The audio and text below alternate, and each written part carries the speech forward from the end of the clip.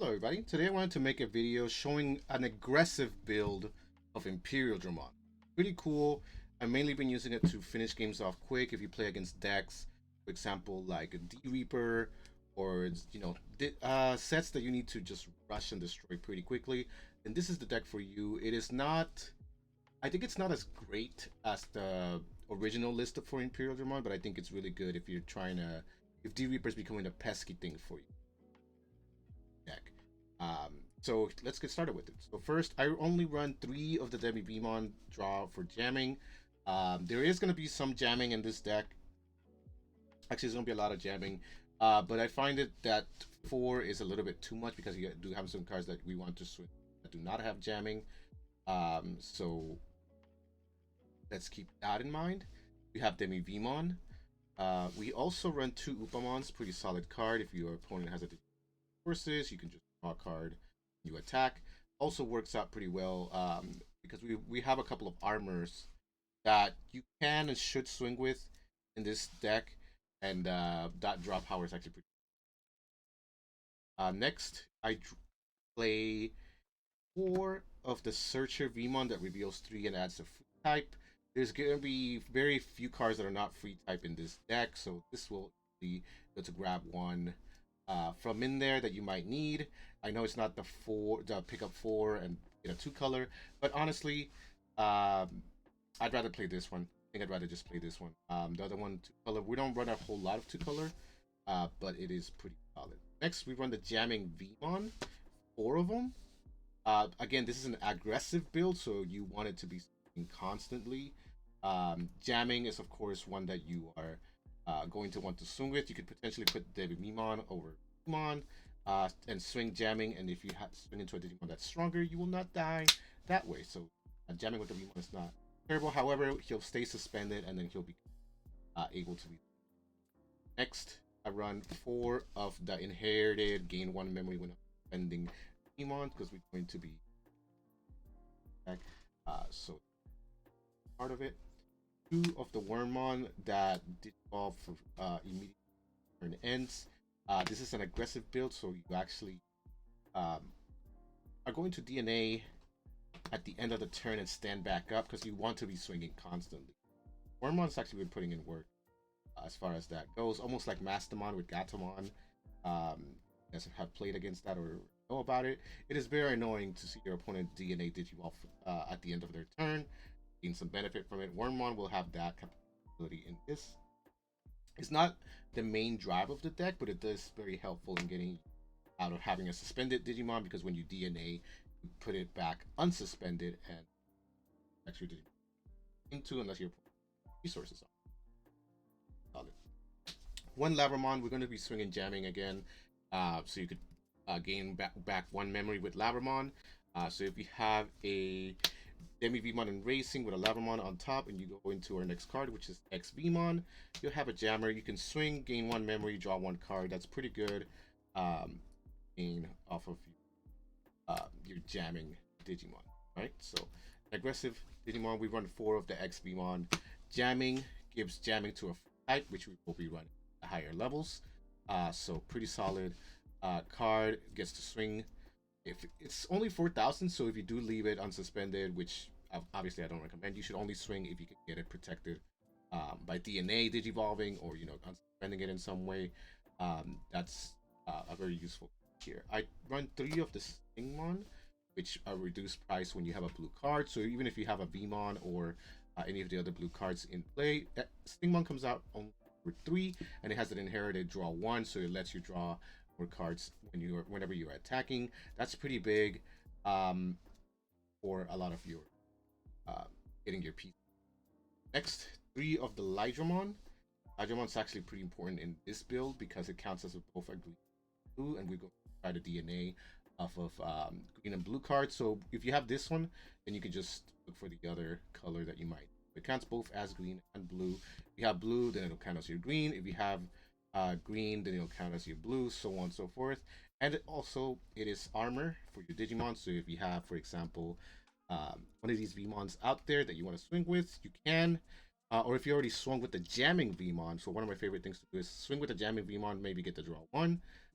If it stays suspended, I can armor it, and then your opponent has to first break through the armor and then swing again to kill your Veemon, unless they're doing some production stuff.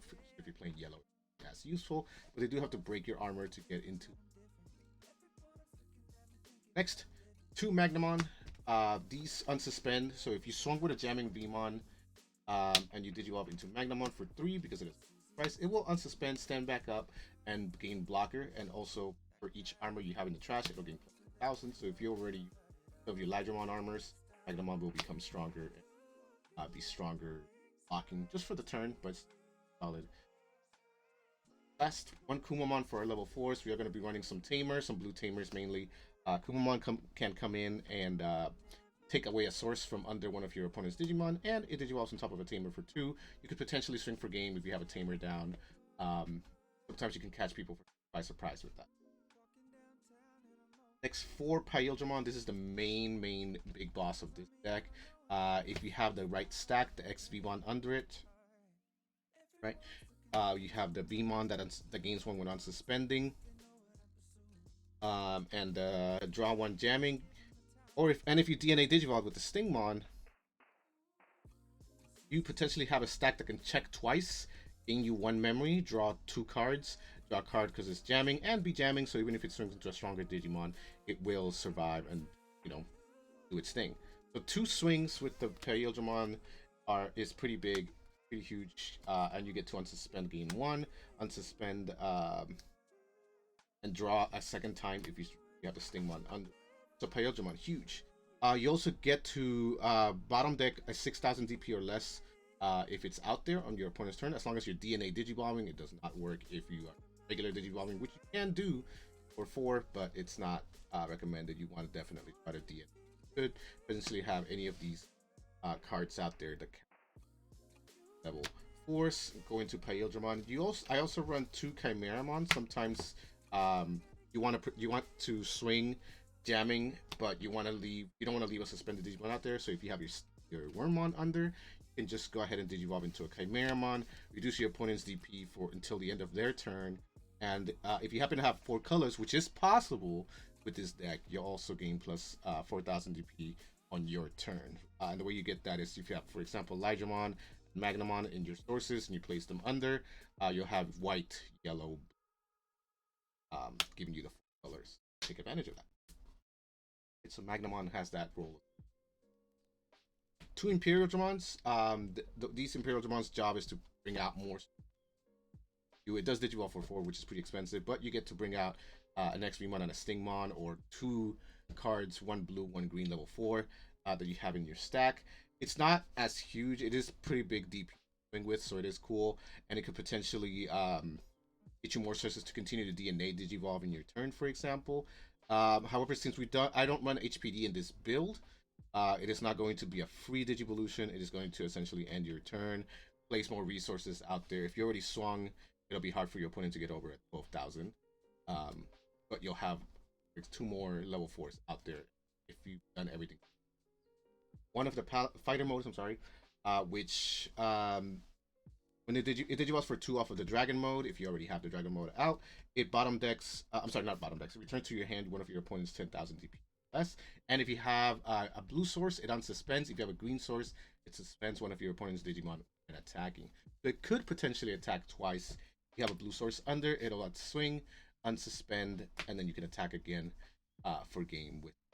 That is what you do. So between Paildramon and Imperialdramon fighter mode, they could potentially swing multiple times. You have armor that lets you check into security pretty safely because it'll just break armor. You have jamming from the ExVeemons and the regular Veemons with the jamming. You have a lot of swinging potential here. And out of that is complemented by, we have 3 Davises, which help you find your pieces. Since you are not running the other Searcher Veemon, we do run the Davis in order to have the right memory that you need. 3 of them is perfect. You'll be able to pull blue and green cards with this. Lighdramon counts as either one, so you can count it as either blue card. You of course have memory, and of course you have Kumamon Davis if you need.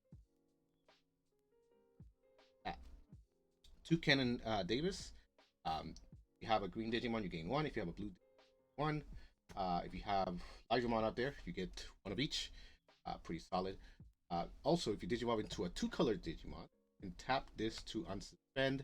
So, for example, if you swung with a Veemon jamming and you Digimon to Lighdramon, you can tap Davis and Ken if it's already out there. It will unsuspend your Lighdramon. It is a two-color Digimon. Pretty cool. I run one Mimi. Sometimes you just have a level 5 and you need one more swing and you have a Ricky. Tap it, you bring it out, and you swing the game. Part of the aggressive build. Next, I run a purple Mimi. One of my favorite Tamers, one of my favorite techs builds, especially one that runs a good number of options. Mimi drops for 2, and whenever an option is used, tap her 2 memory, so she could potentially, essentially makes your, and you can use it every turn. You can think of it as if she's out there, your options cost 1 less, or 1 time at least. And if your opponent uses an option, it costs them 1 more because you tap Mimi on turn and game essentially end their turn. They're not aware of her. So Mimi, pretty solid. I like her in every deck, but particularly here because we're going to be talking about options. I run one Victory Sword. This Victory Sword unsuspends one of your blue Digimon. So if you have Imperialdramon Fighter Mode and you have Mimi, you can, for 2 memory, stand back up again and swing another time. Or even Paildramon can do so as well and swing another time, jamming, for example. Again, if you have Mimi, then it costs you only 2. But 3 is even not that bad either. If you start off your turn with 3 and you swing twice with Paildramon, you can use your Victory Sword a 3rd time. That could be devastating for your opponent, especially as we ran also 2 Hammer Sparks, which with Mimi, if you use them in separate turns, they could give you 2 memory to work with, which is always good. And of course, if your opponent hits it, you gain 2. I run one offensive plugin, security check +1. You can play this if you have a Tamer out. That's why I run a slightly more Tamers than usual. And if you have Mimi out there, if you have Mimi, this purple Mimi out there, you can play it. And since it costs 2, it can cost you 1. For 1, you can add security checks to your Paildramon. One of my favorite things to do is give this to Paildramon so that it can check security twice. So 4 security in total. Devastating if you can get this with this offensive plugin. It's a huge tech. Love using it in combination with Mimi. It's hard to get out, but again, you have Hammer Spark, you have Mimi, you have ways that you can. And 2 is actually not that bad too. So you have a Paildramon already out there, you might as well drop the 2 and for checks. We also have an Ice Wall, which with Mimi would be 3. Big clutch card, helps you stall for a turn. Definitely want to use it. And last but not least, Mega Death, more defensive. Your opponent hits into it, they suspend one of your opponent's Digimon, and then it returns one of your opponent's suspended Digimon to its owner's hand. For a cost of 5 or 4 if you have Mimi, turning one of your opponent's Digimon to their hand can be huge, especially if they've made a big stack already, and you just want to, have them restart it again, have them build it back. Okay. So that has been the aggressive Imperialdramon build. We don't necessarily need to go to level 6. Paildramon can check for multiple security checks. It'll have jamming if you built it up correctly. A lot of the swings are actually not up here. They are over here. That checks with and. Alright, so thank you so much for watching. If you're interested, subscribe and